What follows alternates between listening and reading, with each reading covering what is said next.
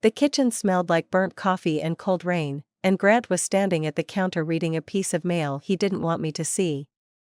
My name is Ariana. I'm 34, and for the last 11 years I've made my living with my hands, a physical therapist at a clinic off Route 9 in Belmont Falls, Ohio, the same town I grew up in, 3 streets over from the house I was standing in that morning. My mother's house. Or so I'd always called it. Everything okay?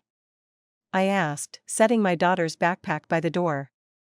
Lily was 7, and she'd left her shoes untied again, and some part of my brain was already halfway into my workday, thinking about Mrs. Patterson's hip and the insurance form I hadn't finished. Grant folded the letter before I could see the return address. Bank stuff, he said. Boring. He said it too fast. I noticed that, the way his jaw tightened right after, like he was chewing on something he hadn't said out loud. I noticed it and let it go, the way I'd been letting things go in that kitchen for 22 years. Grant Holloway had married my mother when I was 12. I don't remember a wedding so much as I remember a Tuesday when his recliner appeared in our living room and never left. He wasn't cruel, not in any way you could point to and photograph. He was correcting. He corrected the way I loaded a dishwasher, the way I parked in the driveway, the way I raised my voice when I laughed too loud at my own jokes. My mother called it just Grant's way. I called it nothing, for a very long time, because naming it felt like betraying the only home I had left after my father died when I was 9. That morning, Lily tugged my sleeve. Mommy, is Grandma coming to my thing on Friday? Her thing was a second-grade reading assembly, and my mother had said yes 3 separate times, which in my family usually meant maybe. I'll find out, I told her, and looked up to find Grant already gone, the folded letter gone with him. I didn't think about it again until 3 days later. I should have. That's the shape of my life before all this, mornings like that one, small and busy and easy to miss the cracks in. I want to tell you it started with a scream or a slammed door, something you could point to on a calendar and say, there, that's when it broke. It didn't. It started with a folded letter and a man who said boring a half-second too quickly, and me, choosing, the way I'd always chosen, not to ask the second question. I should say this plainly, because it matters for everything that comes after. It looked like love, from a distance. My mother and Grant hosted Thanksgiving every year. He walked me down the aisle at my own wedding, years back, before that marriage ended and I moved back to Belmont Falls with Lily. He'd paid for my braces. He'd taught Lily to fish off the dock at Miller's Pond. If you'd asked anyone in this town to describe Grant Holloway, they'd have said generous, steady, a good provider. I believed that more than the evidence supported, most days. Not because I was naive. Because I was hopeful, and there's a difference, even if it doesn't feel like one from the inside. The house itself, the one Grant read his mail in, the one my mother had lived in since before I was born, had been my grandfather's. He built it in 1974, added the porch himself in 81, and when he died he left it to my mother outright. I'd grown up knowing that house was hers the way I knew the sky was up. It was the one fact in my family that had never needed defending. I dropped Lily at school and drove to the clinic, and the day folded over me the way workdays do, patience, paperwork, a 15-minute lunch eaten standing at the breakroom counter. I didn't think about the letter. I thought about it that night, lying in bed, for exactly as long as it takes to fall asleep, which is to say I thought, that's strange, and then I thought about nothing at all. It would be 3 more days before I understood what boring had meant. Thursday, my best friend Cassidy came by after work with a bottle of wine and the particular energy she got when she had something to say and hadn't decided whether to say it. We'd known each other since 4th grade. She managed the title office 2 towns over, had for 6 years, and she was the person I called when Lily had a fever at midnight or when my ex-husband forgot, again, to send the child support on time. You seem off, I told her, pouring 2 glasses at my kitchen table. I'm fine. She wasn't. She kept turning her phone face down on the table, then picking it back up, then setting it down again. How's your mom? Same as always. Why? No reason. She took a long drink. You talk to Grant much these days? I laughed, actually laughed, because it was such a strange question. Not if I can help it. Why are you asking me about Grant? Something moved across her face, quick, gone before I could name it.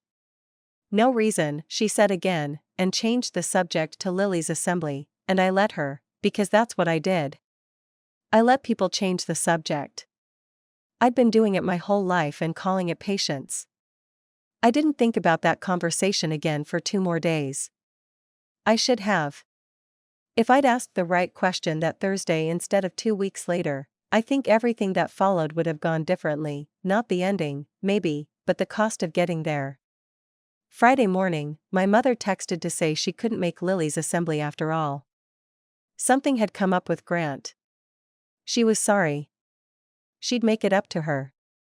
I sat in the school parking lot after, watching Lily's class file into the gymnasium without her grandmother in the 3rd row where she'd promised to sit, and I felt something I didn't have a name for yet, not anger, not quite grief.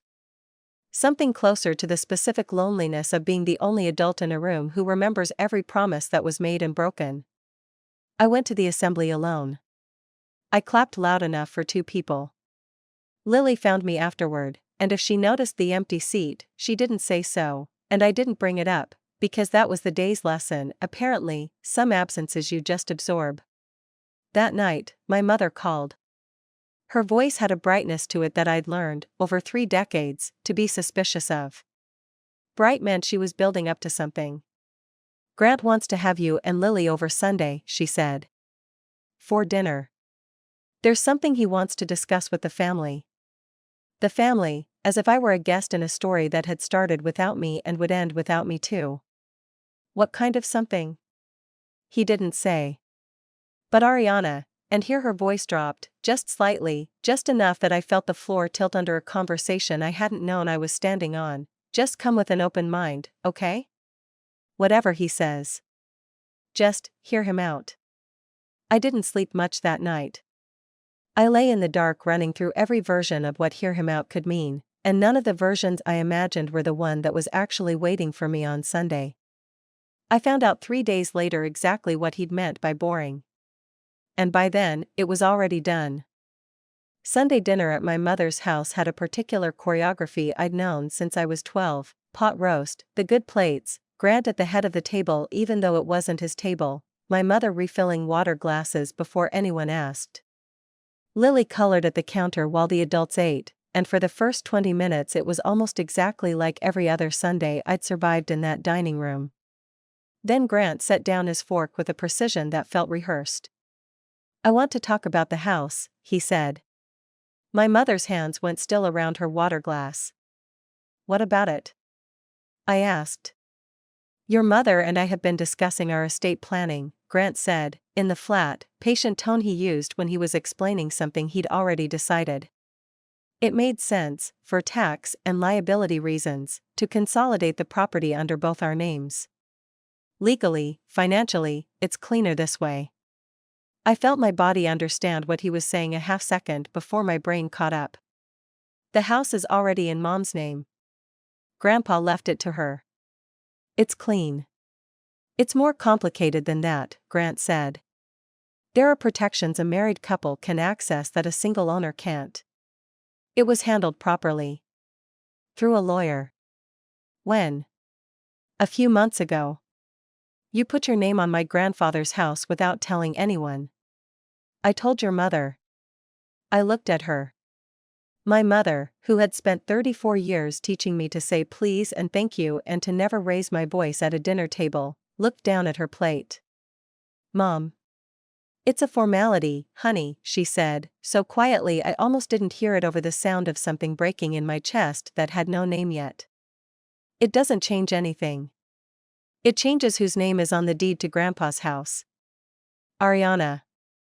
Grant's voice sharpened, just slightly, the tone he used when a conversation was going somewhere he hadn't approved. This was never your home to have a say in. It's your mother's house, and mine now, and we can do with it what we see fit. Never your home.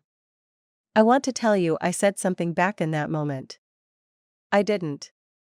I sat there with a forkful of pot roast going cold, and I felt something close over in my chest like a door swinging shut on a room I hadn't finished walking through. Lily looked up from her coloring, sensing the temperature change the way children always do, and asked if she could have more milk, and I got up to get it because getting up and doing something with my hands was the only thing I knew how to do in that moment. I didn't ask the second question. I didn't ask which lawyer, or when exactly, or whether my mother had understood what she was signing, or why consolidating a house that already belonged cleanly to one person required removing her name from anything at all. I filed it, the way I'd filed everything for 22 years, under things I'd deal with later, when it was quieter, when I had proof instead of a feeling. That was the first time I truly started to doubt something I had never let myself question before, that this family, however strange its shape, was still fundamentally safe. The weeks after that dinner had a strange, suspended quality, normal on the surface, wrong underneath, like a floor that looks solid until you notice it's slightly warped. I went to work. I picked Lily up from school. I called my mother on Wednesdays, same as always, and she talked about her garden and Grant's blood pressure and never once mentioned the house again, as if saying nothing about it retroactively made it not have happened. But I started noticing things. Small things. The way Grant now handled all the mail himself, sorting it at the counter before my mother saw it, a habit that hadn't existed before. The way he'd started referring to our finances in a tone that included my mother's pension in a way it never had before. The way, when I stopped by unannounced one Tuesday to drop off a casserole, he was on the phone in the garage with the door shut, and came out flushed, and said it was nothing, work stuff, even though Grant had been retired from the plant for 6 years. I noticed. I dismissed it. I told myself he was under stress, or private by nature, or simply getting older and more particular, the way men his age sometimes did. I had 100 explanations ready before I had a single fact. Cassidy came by again that second week, and this time I asked her directly. You work at the title office. Would you know if a deed transfer went through recently, for my mom's house? She went very still. Why would you ask me that? Because Grant said something at dinner. About consolidating the property. Adding his name. Cassidy's face did something complicated, guilt and fear moving under the surface of it like something swimming just beneath ice. Ariana, I can't just look up private records for you. That's actually illegal. I could lose my job. I'm not asking you to look it up. I'm asking if you already know. The silence went on a beat too long. I need to go pick up my kids, she said, and left without finishing her wine. I sat at my kitchen table a long time after she left, turning that silence over in my hands like a stone I couldn't identify but knew was heavier than it looked. I didn't call her back that night to ask again. I told myself I was giving her space. The truth I wouldn't admit to myself for another 2 weeks, was that I was afraid of what she'd say if I pushed, and it was easier to let the silence sit there unexamined than to turn it into something I couldn't unknow. I smiled at her the next time I saw her at the grocery store. I pretended everything was fine, because it was easier that way. I would understand, much later, exactly what that easier choice had cost me. If you've ever been the person everyone counts on but no one accounts for, stay with me. Because what I found 3 weeks later changed everything I thought I understood about my own family. It was a Tuesday in October when I stopped by my mother's house to pick up a sweater Lily had left there, and my mother was at the grocery store, and Grant was in the yard, and the side door off the mudroom, the one that led into what used to be my grandfather's study, now Grant's home office, was open for the first time I could remember. I want to be honest about what happened next, because I've thought about it 100 times since, turned it over from every angle, trying to decide whether I'd do it differently. I didn't set out to look. I went in for the sweater. But the desk drawer was open, not fully, just enough that a folder was visible, the edge of it catching the afternoon light coming through the window, and on the folder, in Grant's blocky handwriting, was a single word, transfer. I stood in that doorway for what felt like a very long time. Something tightened in my chest, a physical thing, not metaphorical, a fist closing somewhere behind my ribs. I could hear Grant's mower starting up outside, a sound that meant I had maybe 20 minutes before he came back in for water. I opened the folder. Inside were photocopies, a quitclaim deed, my mother's signature at the bottom in her careful cursive, dated 4 months earlier. Beside it, a second document, an appraisal, the house valued at just under $300,000. And beneath that, a third, a loan application, Grant's name alone on it, the property listed as collateral, a sum requested that made my stomach drop somewhere below the floor, $140,000, applied for 6 weeks after the transfer. He hadn't just put his name on the house. He'd used it as collateral. For something. Something he hadn't told my mother, or me, or anyone. I heard the mower cut off outside. I didn't take the folder. I didn't photograph it, not that day, my hands were shaking too badly to trust a phone camera, and some old, deep instinct in me said don't let him know you were here. I closed the drawer exactly the way I'd found it, half open, and I walked out through the mudroom with Lily's sweater in my hand like nothing in the world had happened, and I got in my car, and I drove 3 blocks before I had to pull over because I couldn't see the road anymore. I didn't tell my mother. I didn't tell Cassidy. I didn't tell anyone. I told myself I needed to be sure before I said anything that couldn't be unsaid. That was true. It was also, if I'm honest with myself now in a way I couldn't be then, a kind of cowardice, because some part of me already knew what I'd seen, and knowing it meant everything I'd told myself about this family for 22 years was about to come apart, and I wasn't ready. I put it back exactly where I'd found it, and I drove home, and I made dinner for Lily like it was any other Tuesday, and it took every ounce of will I had not to fall apart in front of her. I didn't know it yet, but that folder wasn't the worst thing I'd find. It was only the first thread.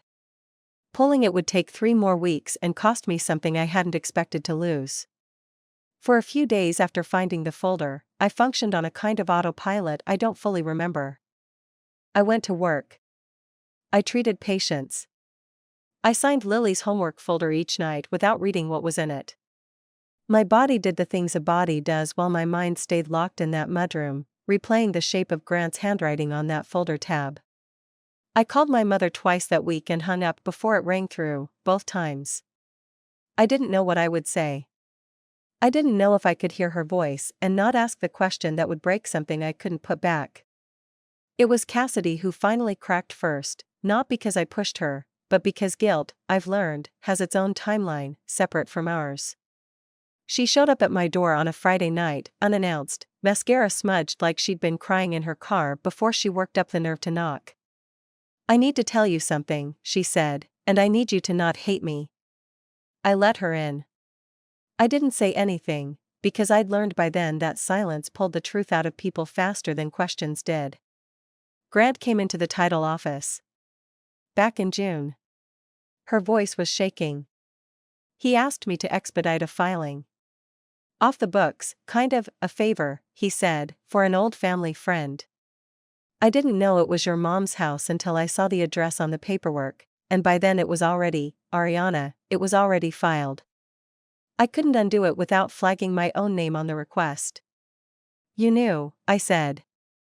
"In September, when I asked you directly, you knew, and you told me you couldn't look it up." I panicked. "I've been trying to figure out how to tell you for weeks." Grant said. She stopped. "Grant said what?" "He said if I said anything, he'd tell my supervisor I falsified a filing date to help a friend." "Which, I did do that, Ariana. Not on purpose, I didn't understand what I was helping with, but I did do it, and he knows it, and he's been," her voice cracked. "He's been reminding me. Little comments. Every time I see him at your mom's. He's not subtle about it. He wants me scared, and it's working." I sat very still, feeling the shape of my own family rearrange itself around a man I had spent 22 years describing as difficult but never once as dangerous. "There's $140,000 missing," I said. "I found a loan application. Collateralized against the house. I don't know where the money went." Cassidy went white. "I don't know anything about that. I swear to you, I only know about the deed transfer." I believed her. I still do. But something in me, The same something that had watched a folded letter disappear off a kitchen counter 3 weeks earlier, understood that the deed transfer and the missing money were not two separate mysteries. They were the same mystery, told twice. That night, after Cassidy left, I sat on my back porch long after Lily had gone to sleep, and I want to stop here for a second, because this is the part of the story where I stopped being someone things happened to and started being someone who had to decide what to do about it. If you've ever found out that the people who were supposed to protect you had instead been protecting themselves, at your expense, at your mother's expense, you already know what that particular kind of cold feels like. It isn't dramatic. It doesn't announce itself. It just sits in your chest like a stone you'll be carrying for a while. He told me, much later, what was going through his mind those weeks, though at the time I had no idea he was carrying any of it. I never planned for it to become what it became. I want that understood. I took out that first loan against equity I told myself was half mine anyway. Hadn't I been paying the taxes on that house for 2 decades? Hadn't I put a new roof on it in 2019 out of my own pocket? The business I invested in was supposed to double the money inside a year. I told myself I'd pay it back before anyone noticed a thing was different. That's the part nobody understands from the outside. I wasn't trying to steal from my wife. I was trying to finally be the kind of man who left something behind instead of just managing what other people had built. When the investment started to sour, I told myself I just needed more time, more capital, one more push. I didn't tell Diane because I couldn't stand the look she'd give me if it failed. I've spent 22 years being the reliable one in that house. I wasn't ready to stop being that man, even to the people who loved me. Then I go back to being the narrator of my own story. I didn't confront anyone that week. Instead, I did something quieter, something that cost me more than I expected. I started documenting. I requested a certified copy of the deed from the county recorder's office, paying the fee out of my own account so there would be no trace tying the request to anyone Grant might question. I photographed, discreetly, the mail that came to my mother's house on the 2 occasions I visited that month, careful never to touch anything, never to open anything Grant hadn't already opened. I kept a notebook, dates, observations, the things Grant said that didn't quite add up. And I watched my mother. Really watched her, for the first time in years, instead of just loving her from the comfortable distance a grown daughter keeps from a mother she still needs to believe is happy. What I saw frightened me more than the folder had. She'd lost weight. She flinched, almost imperceptibly, whenever Grant's phone rang. She'd started deferring to him on things she used to decide without a second thought: what to plant in the spring garden, which insurance plan to keep, whether to visit her sister in Michigan for Christmas. My mother, who had raised me alone for 3 years after my father died, who had once fixed a leaking roof herself with a library book and a case of stubbornness, had become someone who asked permission. I didn't understand, yet, how deep that went.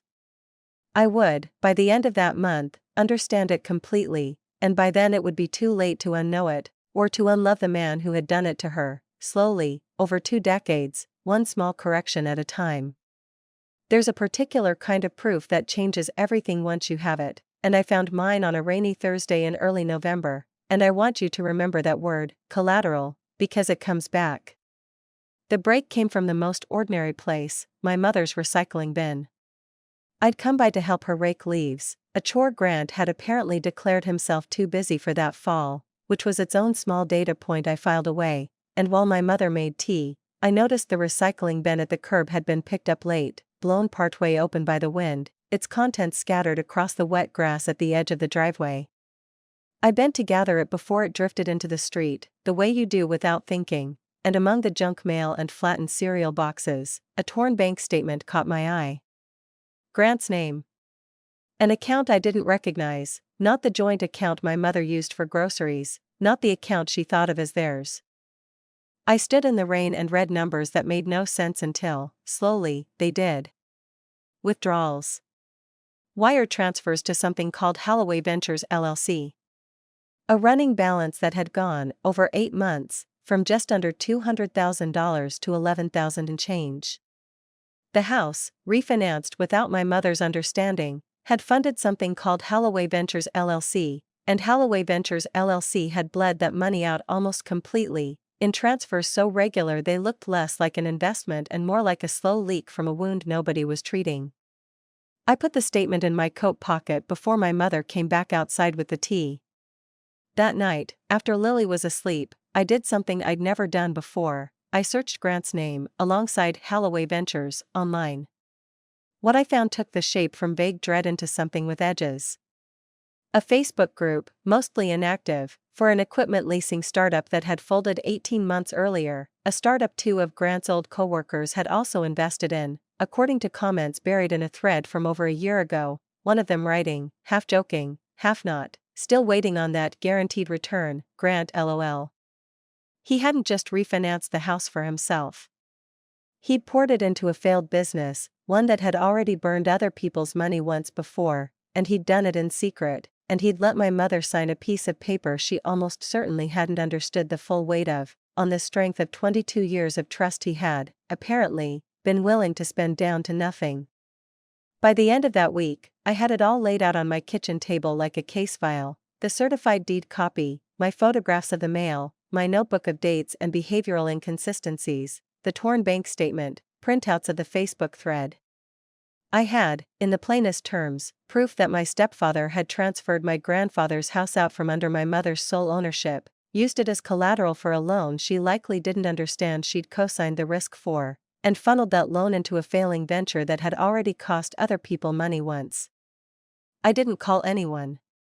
I didn't confront him. I sat with all of it laid out in front of me, and I did the thing I'd always done best, I held it.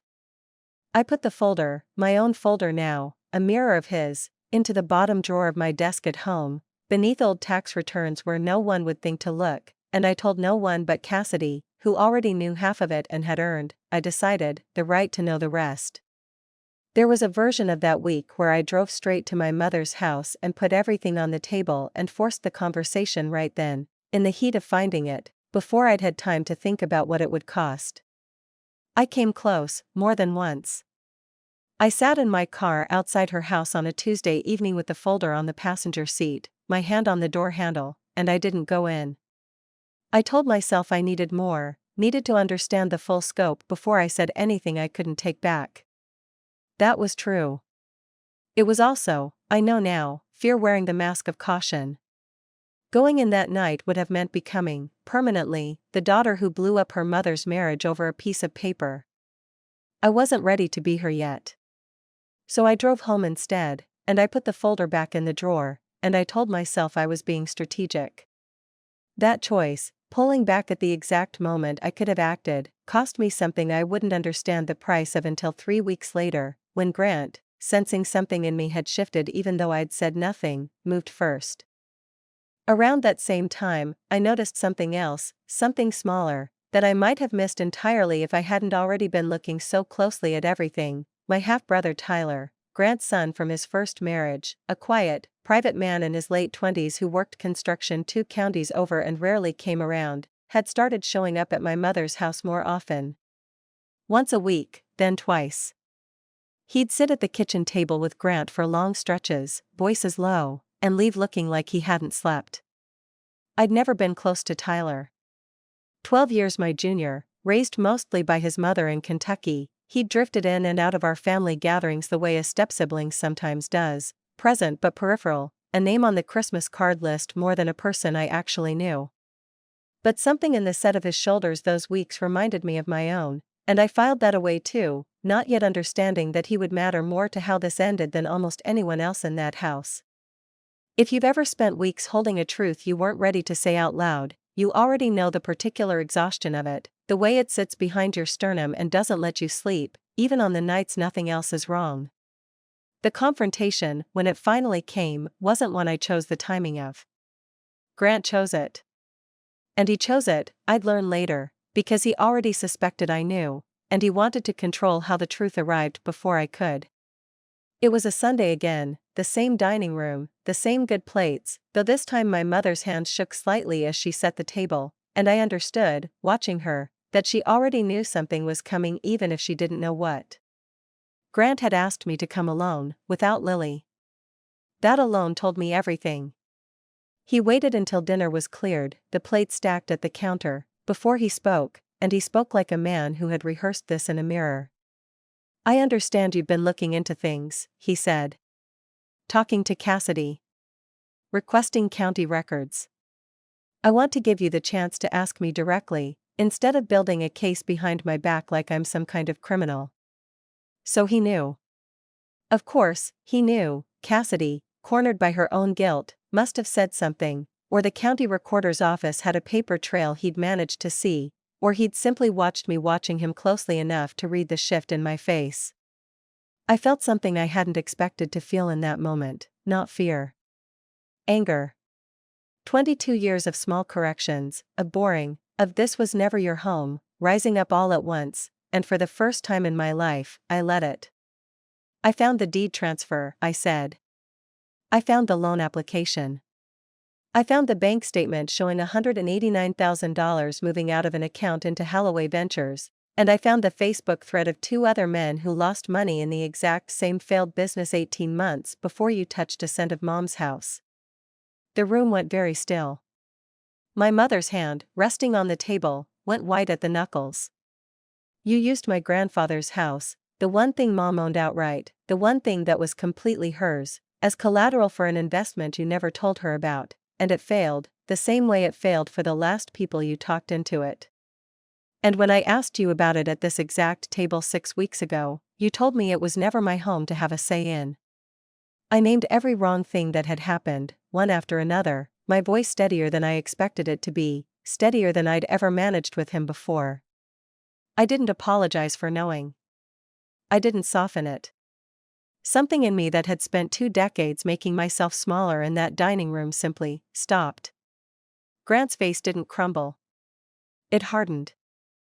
"You have no idea what it's like to build something from nothing and watch your own family treat you like a guest in your own life," he said. "Your mother has never once had to worry about money in 22 years. Not once. And you want to stand here and lecture me about a piece of paper, when everything in that house, the roof, the furnace, half the furniture in this room, I paid for. I have put more into that property than your grandfather ever did in his whole life, God rest him, and you want to act like I stole something. I want to act like you stole something because you did. I made a business decision that didn't work out. That's not a crime, Ariana, that's called risk. You want to talk about honesty? Let's talk about you disappearing into my private office when I wasn't home. Let's talk about you turning my own son against me. Yes, I know Tyler's been coming around, I know exactly what you two have been up to behind my back." I hadn't spoken to Tyler once. Not a single word. I felt the ground of the conversation tilt under me, the way it always did with Grant, facts rearranging themselves into a story where I was somehow the one on trial. My mother spoke then, for the first time, her voice small in a way I'd never heard it. "Ariana, please. Can we not do this at the table? When would you like to do it, Mom? Because we've been not doing this for 6 weeks. He's my husband. He mortgaged your father's house without telling you and lost most of it. You don't know the whole situation," my mother said, and something in the way she said it, defending him instead of asking him a single question, landed harder than anything Grant himself had said. Grant, watching this, seemed to recalibrate in real time. "Your mother understands there are complexities to a marriage that a daughter, even a well-meaning one, isn't always privy to," he said, his voice softening now, shifting from counterattack to something almost patient, almost kind, and I recognized the shift for what it was: control, reclaiming itself through calm instead of force.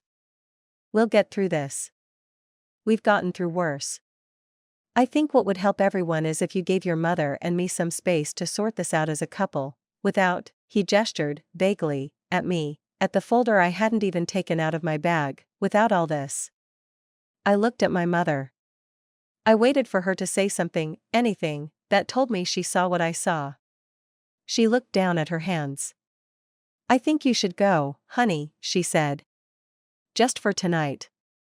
Let things settle." 3 days later, I found out she meant it in a much larger way than I understood in that moment. I left that house angrier than I had ever been in my life, and underneath the anger, something colder and quieter, grief, arriving early. For a mother I hadn't lost yet but could already feel slipping past a point I wasn't sure she'd come back from. I sat in my car in the driveway for a long time before I could make myself drive. My hands weren't shaking. That surprised me. I felt, instead, a strange, terrible clarity, the specific stillness of someone who has just watched a floor she'd been standing on her whole life reveal itself as never having been solid at all. Tyler texted me that night, out of nowhere, a single line, "We need to talk." Not on the phone. Tomorrow? I didn't know yet what he had to tell me. I only knew that whatever was coming next would matter, and I was done pretending I couldn't handle it. Tyler met me at a diner off Route 9 the next morning, before my shift, both of us nursing coffee we weren't really drinking. "I've known about the loan for 2 months," he said, not meeting my eyes. He came to me first, actually, before the deed transfer, before any of it, asking if I wanted in on Holloway Ventures. Said it was a sure thing. I said no. My mom raised me not to trust a sure thing. A small, humorless laugh. But I didn't say anything to your mom, or to you, because he's still my father, and because, honestly, because I didn't think it was my business to blow up somebody else's marriage. But you've been going over there. Every week. Because he's been asking me for money. To cover it. Quietly. He thinks if he can just get 11,000 more he can salvage something before anyone else finds out how bad it is. Tyler finally looked up. I don't have $11,000, Ariana.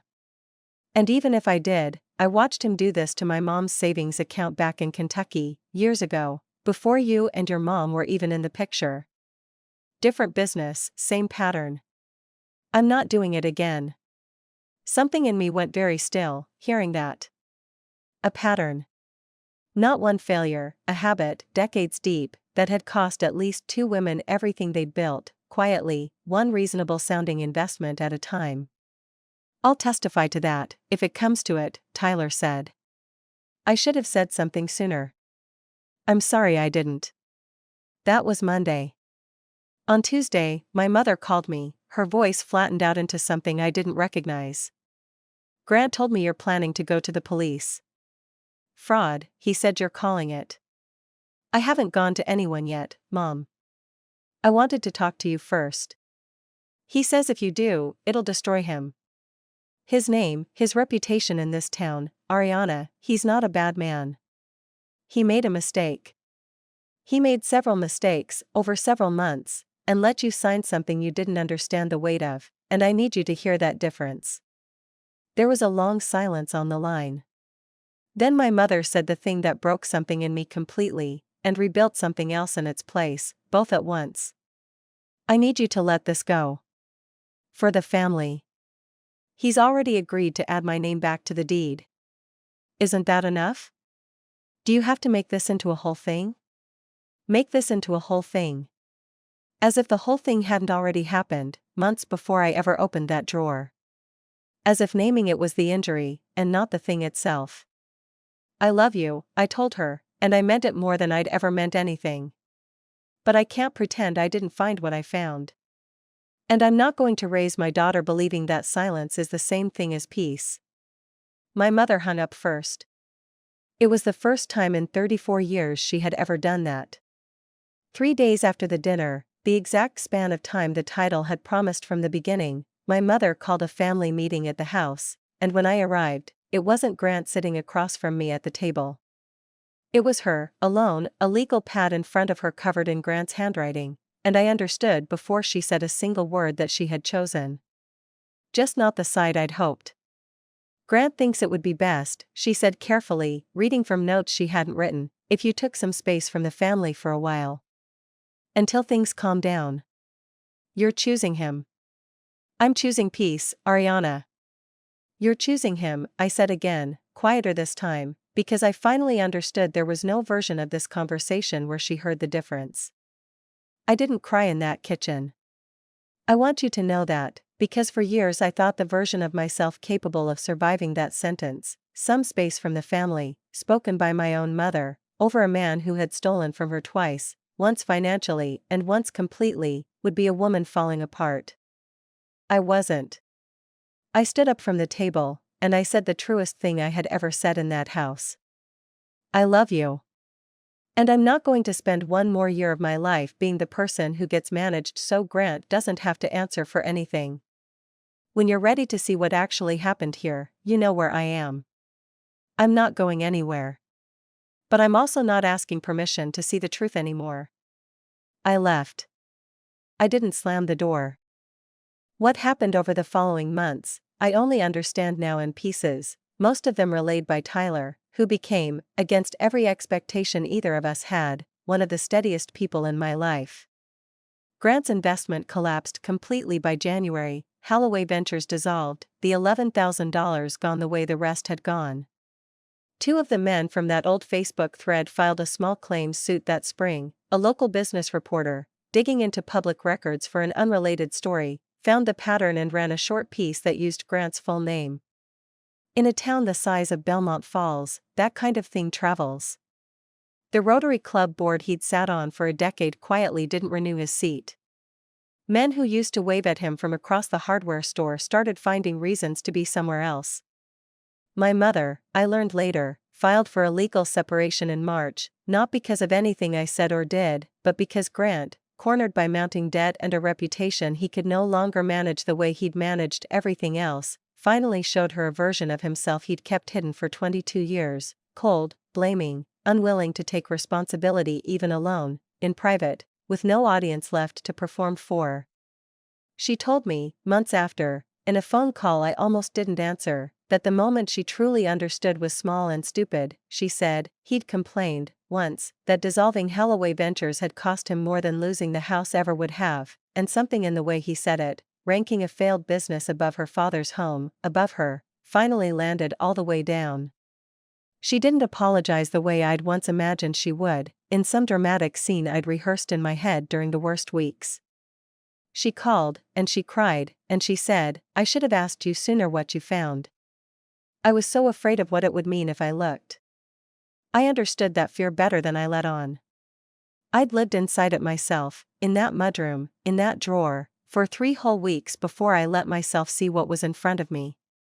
I want to stop here and tell you something I've never told anyone else. I don't think my mother is a weak woman. I think she was a woman who had been slowly, carefully taught for 22 years that peace was worth any price, including the truth, including her own house, including, almost, her daughter. Understanding that didn't make it hurt less. It just made it possible, eventually, to forgive her, in the specific and limited way you can forgive someone for a wound they didn't know they were inflicting until it was almost too late to stop. Grant kept the truck.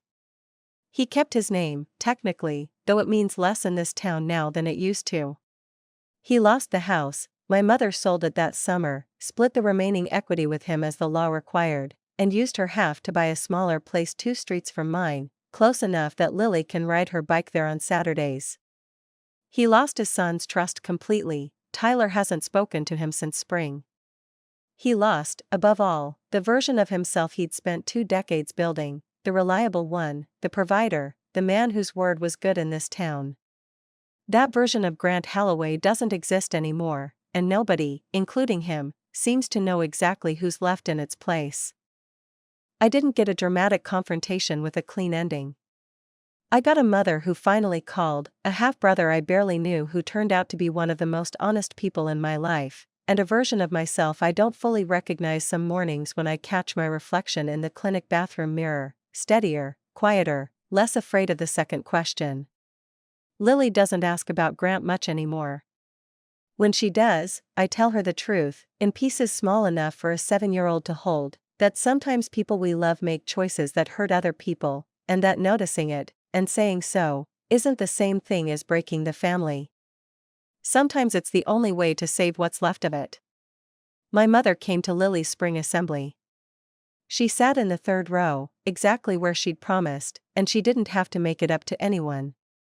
She just showed up. It was, in its own quiet way, more than an apology.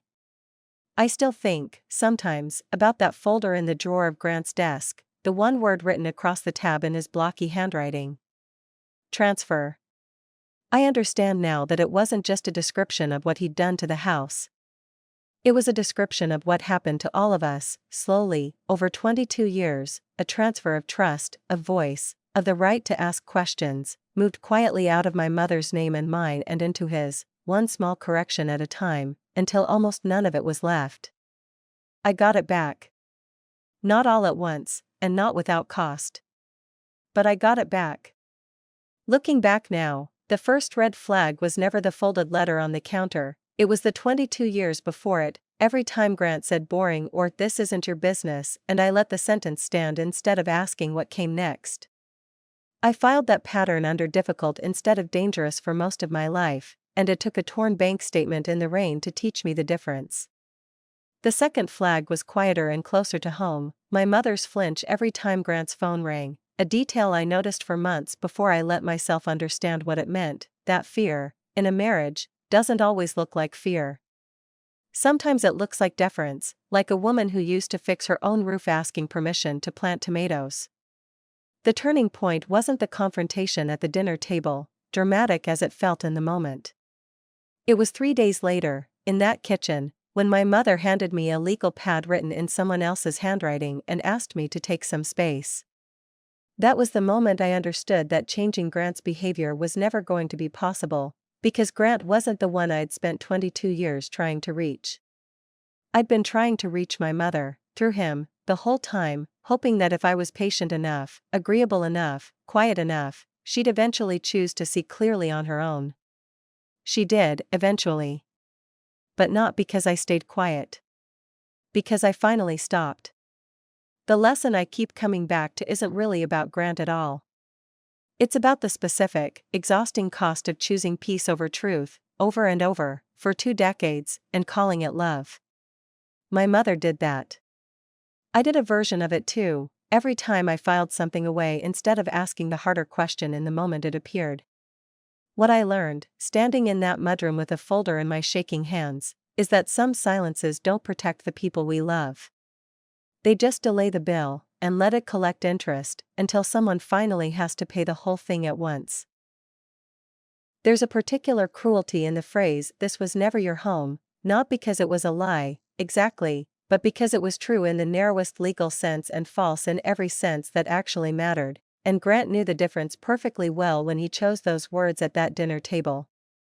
That's the contradiction sitting at the center of this story, a man who spent 22 years building a reputation for reliability while quietly borrowing against the one thing in the house that had never belonged to him, and who, when finally caught, didn't reach for denial so much as redefinition, reframing theft as risk, secrecy as privacy, and his stepdaughter's grief as an attack on the family's peace. What this story reveals about Diane's silence is more complicated than simple weakness.